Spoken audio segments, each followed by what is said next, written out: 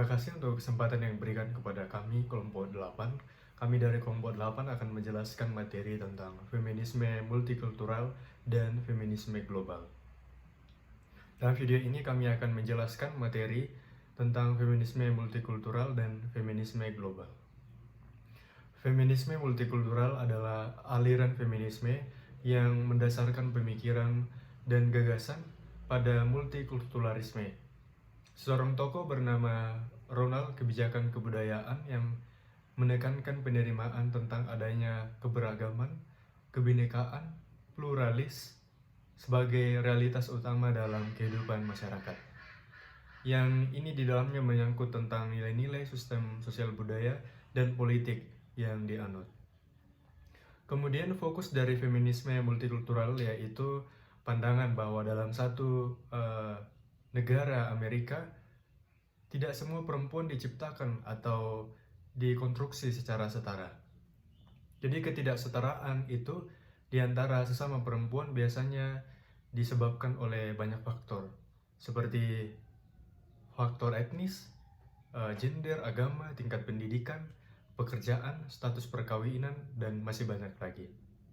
Kemudian, feminisme global adalah aliran feminisme yang menekankan bahwa operasi terhadap perempuan di suatu negara sering disebabkan oleh apa yang terjadi pada perempuan di negara lain. Jadi feminisme ini berfokus pada hasil kebijakan dan praktik kolonial dan nasionalis. Feminisme tradisional dalam memandang perempuan. Menurut Spellman, feminisme sering gagal membedakan antara kondisi perempuan kulit putih, kelas menengah, heteroseksual Kristen yang tinggal di negara maju dan kaya, dengan kondisi perempuan lain dengan latar belakang yang berbeda. Feminisme tradisional cenderung menyamarkan semua perempuan tanpa melihat latar belakang dan tempat di mana dia tinggal. Kemudian Patricia Hills Conlins mengatakan bahwa tertindasan perempuan dengan perbedaan warna kulit juga terjadi pada sektor ekonomi. Dari segi ekonomi, perempuan kulit hitam di Amerika Serikat selalu nomor 2, ya di nomor 2 kan, atau biasanya disingkirkan oleh perempuan kulit putih dalam hal ekonomi. Pekerjaan, pelayanan, dan sektor ekonomi juga menjadi penghalang dalam feminisme ini. Kemudian pelayanan juga kurang mendapatnya hak dalam hal pendidikan, di mana karena dalam hal ketidaksetaraan tersebut hanya dimiliki oleh orang kulit putih. Berikut yaitu pengertian feminisme global.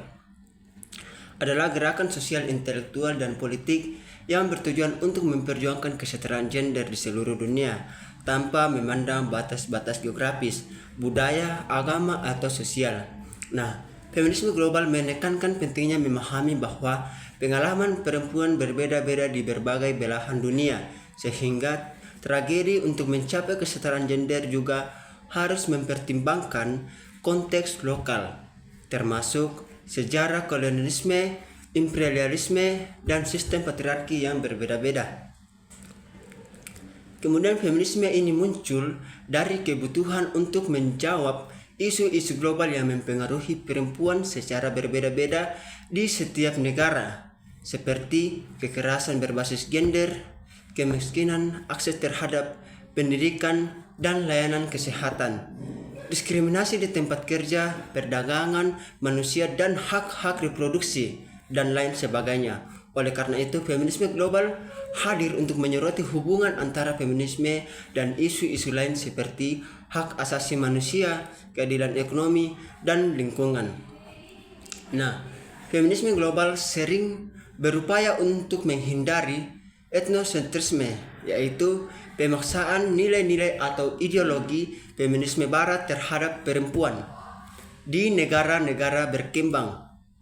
Nah, alih-alih pergerakan ini mencoba memahami perbedaan konteks dan budaya serta memperjuangkan kesetaraan dengan mempertimbangkan pengalaman dan perspektif perempuan. Perempuan yang dimaksud adalah perempuan lokal. Nah, adapun pendapat para ahli di sini yaitu tentang feminisme global, yaitu yang pertama, pendapat Chandra Talpede Mohanty, yaitu seorang sarjana feminis postkolonial yang sangat kritis terhadap feminisme barat yang seringkali memandang perempuan di negara-negara berkembang sebagai korban pasif. Dalam bukunya Under Western Age, Feminisme, Scholarship and Colonial Discourses, Montaigne menekankan bahwa feminisme global harus memperhitungkan perbedaan pengalaman dan latar belakang serta menghormati konteks lokal dan sejarah negara-negara di luar barat. Kemudian yang kedua itu Gayatri Spivak. Nah, Spivak di sini mengemukakan konsep subaltern yang mengacu pada kelompok yang paling terpinggirkan dalam masyarakat, termasuk perempuan di dunia berkemah yang suaranya seringkali tidak didengar dalam wacana internasional. Menurut Spivak, feminisme global harus memberikan ruang bagi kelompok subaltern untuk bersuara dan memperjuangkan hak-haknya sendiri. Kemudian pendapat ahli yang ketiga yaitu Bell Hooks. Nah, sebagai feminisme kulit hitam Amerika, Bell Hooks menekankan pentingnya pendekatan interseksional dalam feminisme global yang mengakui bahwa perempuan mengalami penindasan melalui berbagai cara termasuk ras, kelas sosial dan orientasi seksual. Nah, menurut Hooks, feminisme global tidak boleh hanya fokus pada gender, tetapi juga harus memperhitungkan dimensi lain dari ketidaksetaraan yang dialami perempuan di berbagai belahan dunia. Kemudian pendapat ahli yang keempat yaitu Naila Kaber. Seorang ekonom dan peneliti dari Bangladesh, Kaber berfokus pada pentingnya pemberdayaan ekonomi perempuan sebagai bagian dari perjuangan feminisme global. Dia berpendapat bahwa kesetaraan gender tidak dapat dicapai tanpa memperhatikan bagaimana kebijakan ekonomi dan struktur ekonomi global.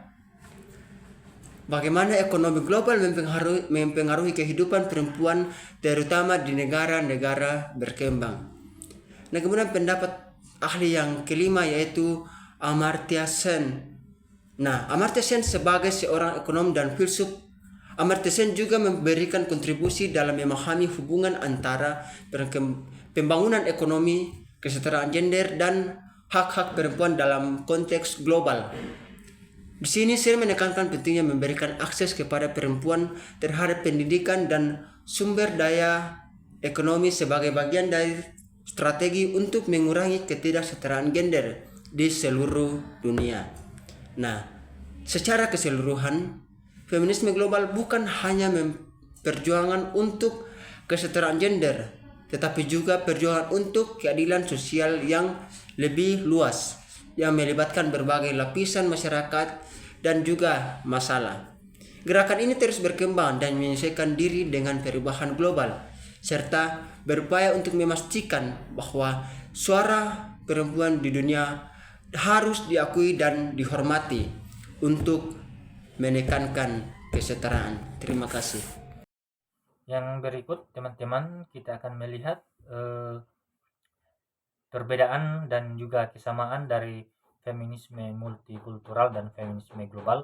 Tentunya kedua feminisme ini memiliki kesamaan dan juga tentunya perbedaan. Yang pertama kita akan melihat perbedaan dari feminisme multikultural dan juga feminisme global. Yang pertama, feminisme perbedaannya, feminisme multikultural adalah pergerakan yang melawan persoalan perbedaan dalam realitas kehidupan manusia, utamanya yang terjadi pada perempuan, seperti contohnya perempuan kulit hitam dan kulit putih yang ada di Amerika. Posisi dari perempuan kulit hitam ini mendapatkan perlakuan yang buruk atau dimarginalkan oleh perempuan kulit putih. Sedangkan feminisme global lebih menekankan terhadap persoalan feminisme dunia antara perempuan dalam konteks dunia maju dan juga perempuan dalam konteks dunia berkembang. Kedua hal ini mendapatkan seolah-olah terdapat pengklasifikasian. Perempuan yang hidup dalam konteks dunia maju dianggap memiliki poin lebih atau nilai plus dibandingkan perempuan yang hidup pada dunia yang berkembang. Lalu perbedaan yang kedua, feminisme multikultural memfokuskan perhatian terhadap ragam permasalahan yang disebabkan oleh keragaman kebudayaan manusia, yang menurut feminisme multikultural harusnya keberagaman itu mendapatkan perlakuan yang baik atau mendapatkan kesetaraan dalam kehidupan tanpa adanya diskriminasi terhadap keberagaman tersebut. Sedangkan feminisme global merupakan pergerakan sosial yang melakukan perlawanan terhadap ketertindasan perempuan, perampasan hak dan kemampuan yang dimiliki oleh perempuan dalam konteks dunia berkembang. Lalu yang berikut, feminisme multikultural lebih menekankan tentang perbedaan baik dari ras, kulit, agama, dan semuanya itu harus dipandang sebagai sebuah bentuk keberagaman yang positif dan harus dipandang sebagai sebuah kesetaraan tanpa adanya diskriminasi terhadap salah satu keberagaman tersebut. Sedangkan feminisme global lebih berfokus pada penindasan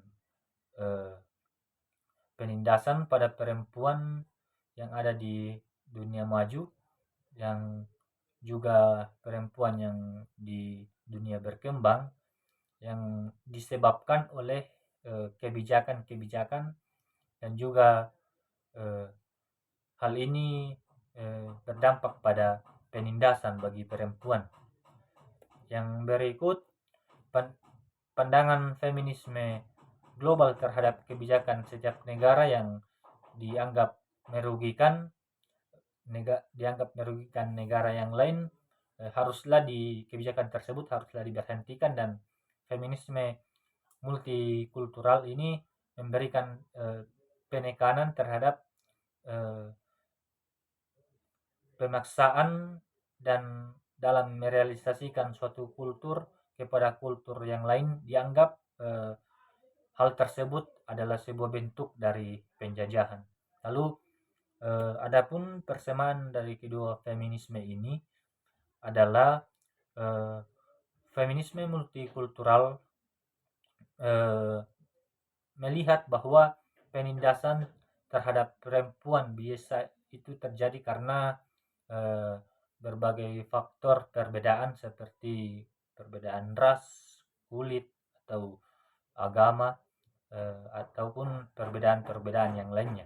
Sedangkan feminisme global lebih memperluas gagasan tersebut dengan menyatakan penindasan terhadap perempuan disebabkan oleh sistem yang tidak adil.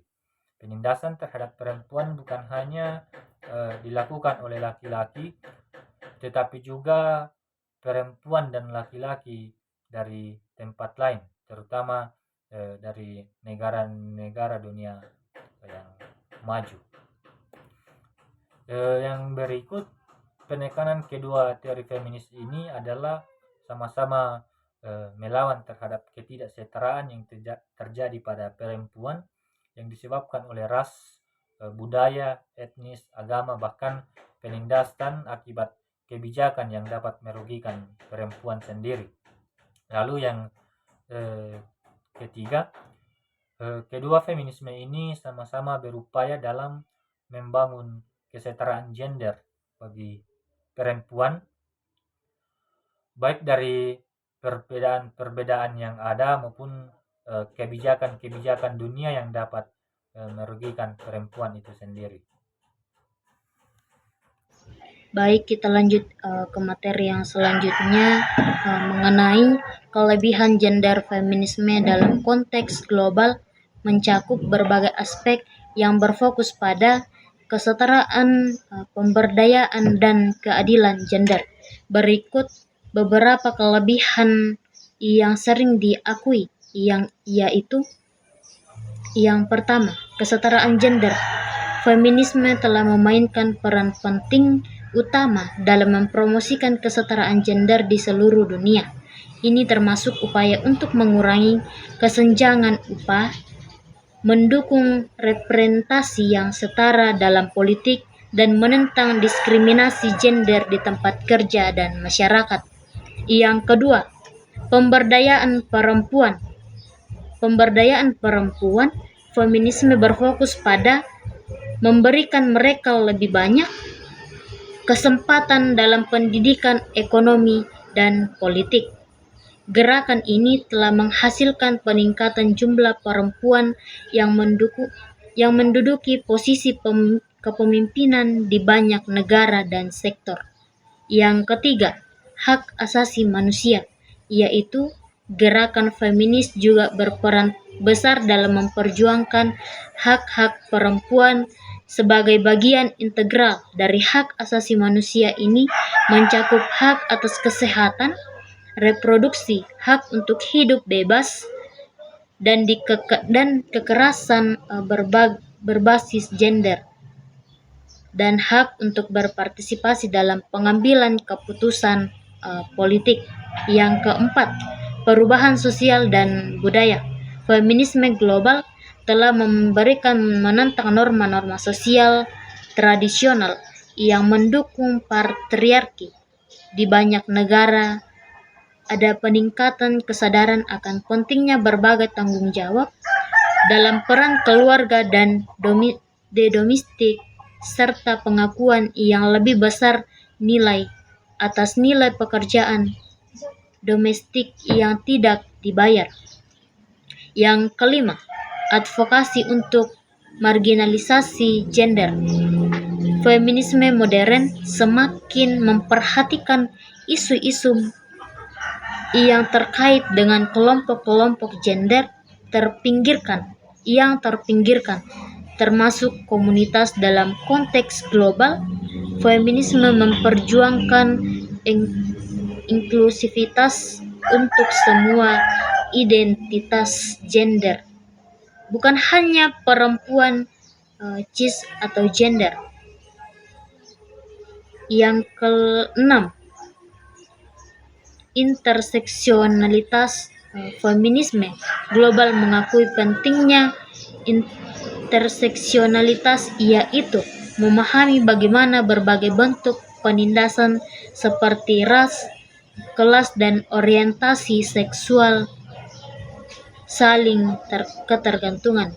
Ini membantu gerakan feminisme menciptakan pendekatan yang lebih holistik dalam menangani ketidakadilan sosial. Yang ketujuh, dampak ekonomi.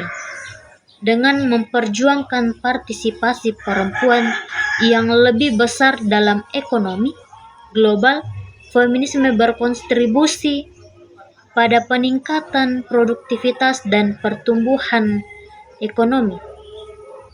Studi menunjukkan bahwa negara-negara dengan lebih banyaknya partisipasi perempuan dalam angkatan kerja cenderung memiliki ekonomi yang lebih kuat. Secara keseluruhan, feminisme telah membantu mendorong perubahan sosial yang lebih adil dan inklusif di seluruh dunia. Meskipun tantangan-tantangan global dalam hal tersebut, gender masih ada. Adapun hal dalam semua gender ini, dalam feminisme mencakup semua hal-hal tentang bagaimana berproduktif dalam sebuah kelompok-kelompok gender yang termasuk komunitas dan dalam konteks global memperjuangkan sebuah hal yang lebih mengenai ketidakadilan sosial. Jadi feminisme multikultural dan global ini berupaya untuk memperluas pemahaman tentang pengalaman perempuan di berbagai konteks sosial dan budaya bahkan ekonomi. Jadi feminisme multikultural lebih menekankan bahwa ketidaksetaraan di antara perempuan ini disebabkan oleh berbagai faktor, di antaranya seperti ras, etnis, dan status sosial. Ini menjadi salah satu hal yang diabaikan oleh feminisme tradisional. Jadi banyak tokoh yang disebutkan seperti Elizabeth, Patricia, ini mengkritik, mengkritik tentang pendekatan yang menyamarkan pengalaman perempuan tanpa mempertimbangkan latar belakang yang beragam. Nah, di sisi lain, feminisme global ini juga menunjukkan bahwa penindasan perempuan di satu negara dapat dipengaruhi oleh kondisi di negara lain, mengajak perempuan untuk saling memahami dan bersolidaritas. Jadi tokoh seperti Audre Lorde menekankan bahwa pentingnya mengakui dan menghargai perbedaan untuk membangun kesetaraan yang lebih inklusif. Jadi kedua aliran ini saling melengkapi dalam menantang narasi dominan tentang perempuan dan mendorong kesadaran akan keberagaman, pengalaman, serta perjuangan yang dihadapi perempuan di seluruh dunia. Jadi mereka menyuarakan pengakuan terhadap hak-hak identitas perempuan dan pentingnya menghargai setiap latar belakang dalam upaya mencapai keadilan gender yang sejati. Jadi feminisme multikultural dan global ini lebih menekankan tentang pembebasan